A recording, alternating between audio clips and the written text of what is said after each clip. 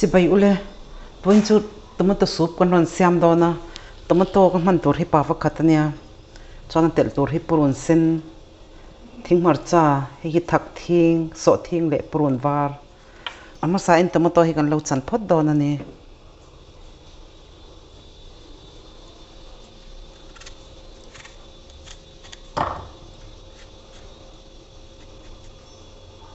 nun hi ti hian ka pai ve a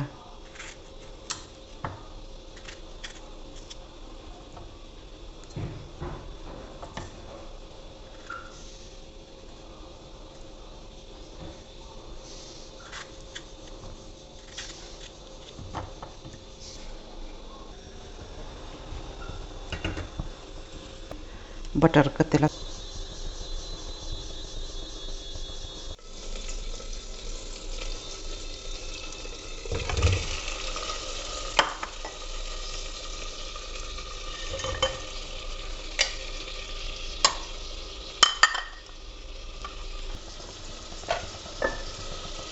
tui kem no khat om ang vel ka suk tela ei kan lo phit min do na ni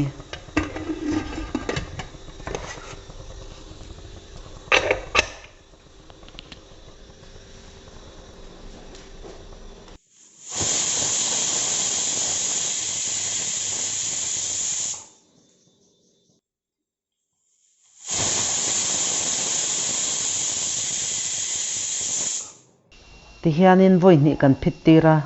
kan swananga kan da dayang tomato po he lo dai to a kan her to do na ni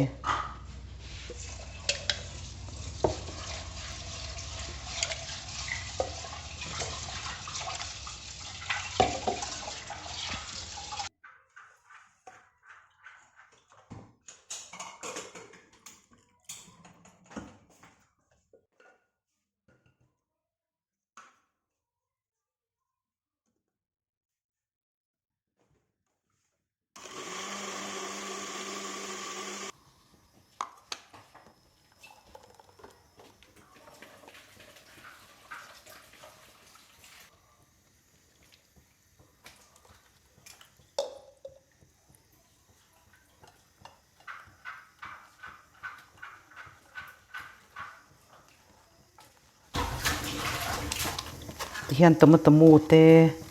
le thak thing ti vel khatyang adip kim lo ho kha chip kim lo ho kha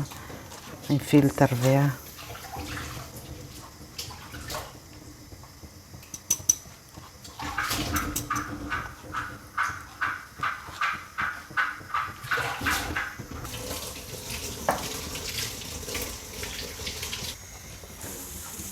ti hian mei hi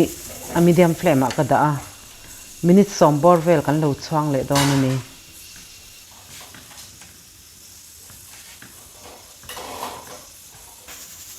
heta hianin dhania chili powder chili le chi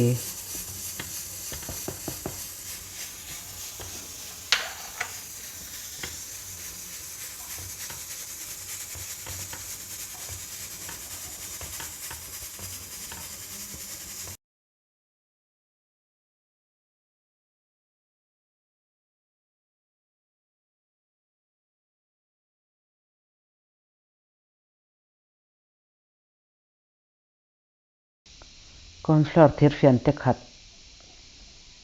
heta hian tuipa ngai no chan ve ka le a thadeun hei hi kan lo chaw polanga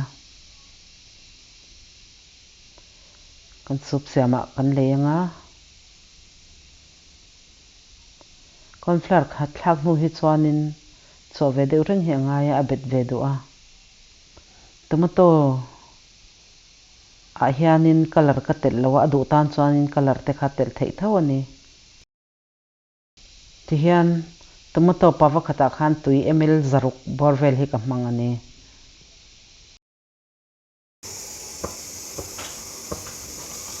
ti hian he lo tak ve to a kan du tak dan zir khanin cornflour kha chu kan tel tamin kan tel tlem mei don ani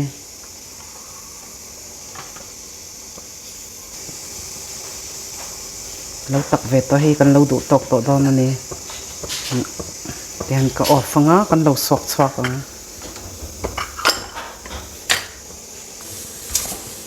henia kan tomato soup siam ka ta hian a chunga hian kan butter ka tela ta hianin purun sen na